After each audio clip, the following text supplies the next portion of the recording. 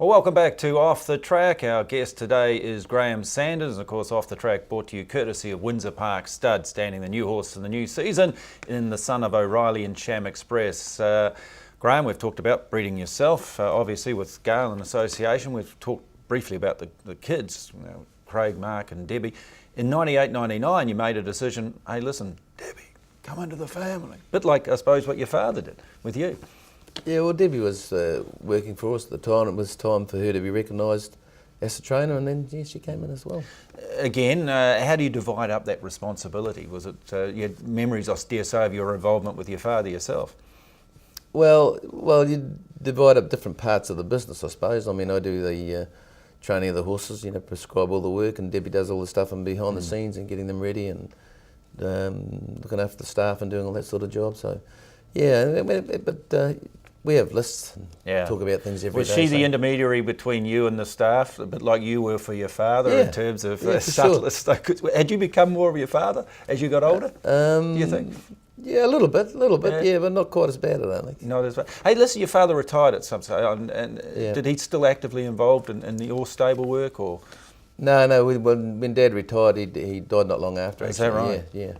He never was a holiday person, so he had his first holiday, and that was it. Is that right? Yeah. So you've got to prepare yourself for those things. You live and learn for it, don't you? Yes. Yeah. Hey, listen, Debbie came to join you as co-trainer. You get a stable jockey at the same time, Mark Sweeney. How did that all happen?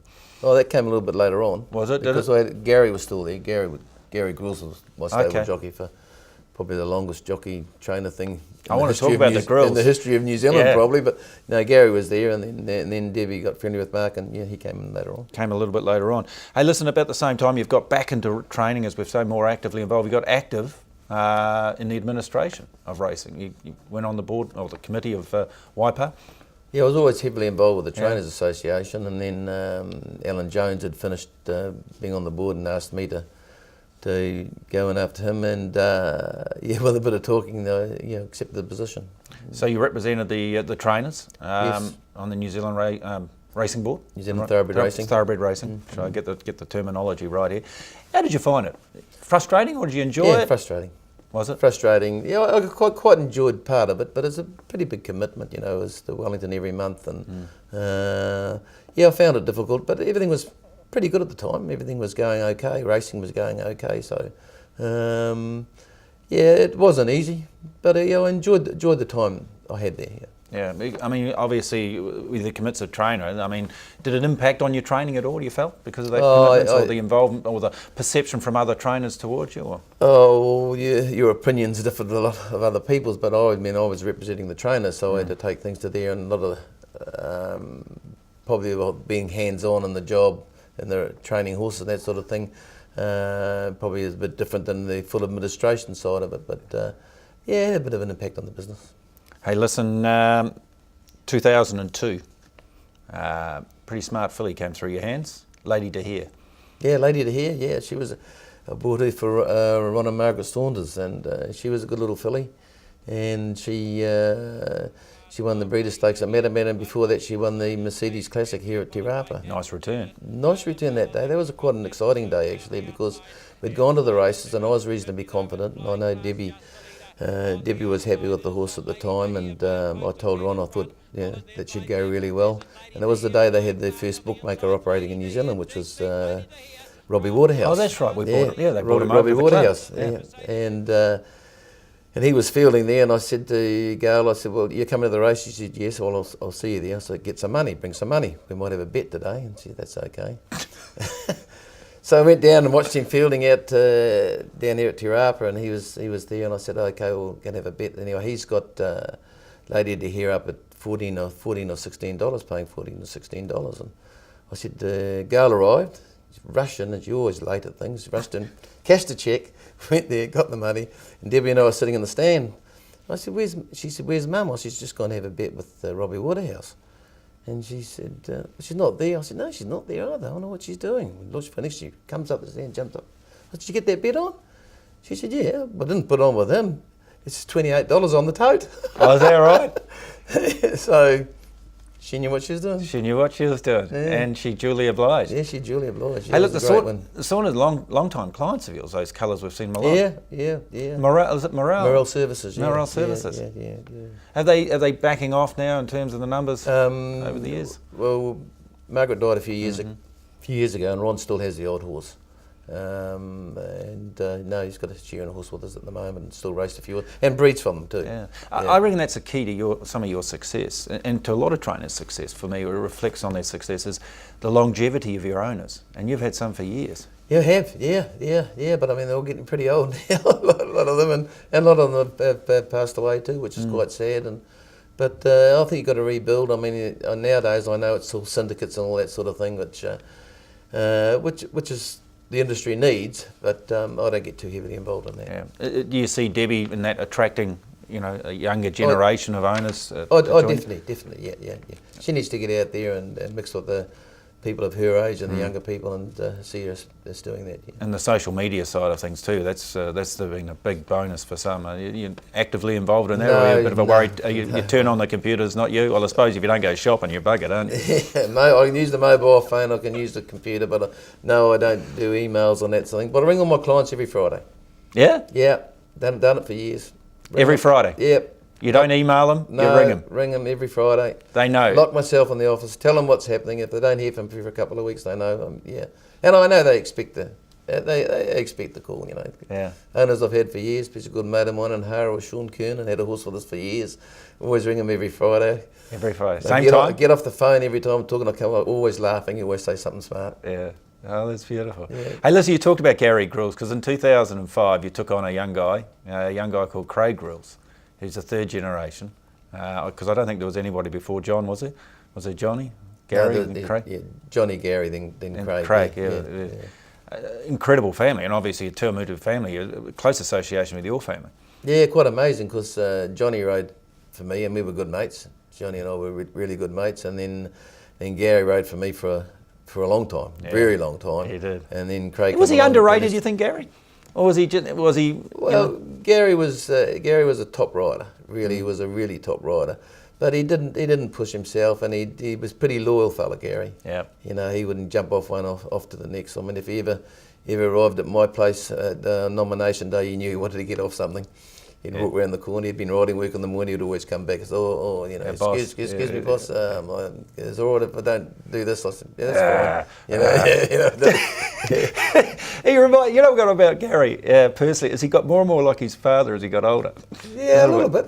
Yeah. No, he's pretty active. Plays a lot of golf and. Now, just his mannerisms and his talking to things. Yeah. No, good fella. Yeah. Good fella, and I enjoy them. And Craig is a very good rider. He could be. Do you think he could be the best of the three? Yeah. Tell me, results today possibly suggest he has given his Group 1 success. He's at the right age, isn't he now? The right age to do well. I mean, and he's pretty business bent and likes money, likes earning money. So he's hard at it. So yeah. And listen, we talked about apprentices. Your father wasn't keen on apprentices. You found him, added part of your business. Yeah, well, I was quite heavily involved with the apprentice school ever since I had a trainer's license. So. Yeah, I always had apprentices, and he had some good ones, some not quite so good. But no, it's you really need them living with you, and you're sort of half by bringing up another family sometimes. But nowadays it's totally different. Well, I look at them. I mean, the apprentices of today, in fact, the way they turn up the races, they're not as well groomed, not as well dressed. I mean, are we lacking that professionalism now? Is that sort of reflected in that? Do you think? Yeah, I think there's a lot of lack of discipline with them, really, outside of the daily workload. But you've got to remember they are busy too. Yeah. A lot busier now. Trials and races every day of the week. So. And that's true too, because we used to race Wednesday and Saturday. That was basically it, and then you had them for the rest of the week. Now, if you got a Rory Hutchings or something like that, he could be away riding 4 or 5 times a week. Yeah. I mean, there's still a lot of good riders around though. Yeah. Hey, listen, 2006, special moment, January 2006. Took a little while, they tell me, looking at the reports, you were sitting on 3 winners off for a little while into the end of 2005. January 2006, got your 1000th winner. Oh, yeah, Balthazar at Tauranga. Yeah, no, that was a good day. That was a special day. Sovereign over on the outside and Saverlo for its win number 1000 for Graeme Sanders. A great effort in an illustrious career. Balthazar. I mean, that's a milestone, isn't it? It is. Yeah. No, that was a good day, and yeah, we thought the horses would go well. So, yep. So you had a little bet as well. The not that day. Not that day. Hey, you like a lot of the older jockeys and things like that. You keep a scrapbook on some of these horses you've got. Yeah, we've got. I don't keep a lot of stuff now. We used to get photos of all the horses, but I mean, you run out of wall space. Yeah. Oh, there's lots. I mean, you keep the big stuff, the big races, and you have a few scrapbooks and photos and things around. But no, not a great one to sort of go back and reminisce too much. All right. Your daughter Debbie, Mark. Family time. Yep. She left. Mark comes in. Son Mark comes in. He came in. I mean, you won with Spray Dooney's that first race. He came in on a super season for you, 07-08. He did, yeah, we did well. What was his first one? I think it was Al Morvanine or something. Okay. Yeah, coming in, we had a good season. You had a great season. But you had two horses there, and I want to talk about both these horses now that I dare say gave you the greatest satisfaction but the biggest frustration too. Prize Lady and Past the Post. Yeah, good horses. I mean, Prize Lady was, she'd run second in the Oaks, took her to Australia, to Queensland, and she ran fourth in the Oaks there, I think, and came back. But she was always going to get 2 miles. You backed her up in the Derby. You backed her up in the Derby, didn't you? Over there. Yep. Did I? I can't yes, you did. Backed her up there. She went and missed. She went a miss for a while. Yeah, that was a disappointment. But she was an out and out stayer. I mean, just proved that by winning 2 Auckland Cups. She won a maiden December 04. She won a second race January 07. I mean, were you ever concerned about getting her back in terms of that injury and the problems she may have had? She was only a light little filly and lightly framed, so they're quite easier to manage than the bigger horses. But no, we just sort of planned, well, Auckland Cup's her race, and then planned for it the second time too. Well, you certainly did. She won a third race in 2007. That was the Group 1 Auckland Cup. Yeah. Winning an Auckland Cup Group 1 at your third race, that's a hell of a training feat. Yeah, but if the horse is right for the job, you can sit there and place them and wait for them. And she paid a bit of money that day. Were you happy? Did you back her? No. No? No backing. Okay. Hey, listen, her fourth race win was the 2008 Auckland Cup. Yeah. And that must have been really special for you. That was, yeah.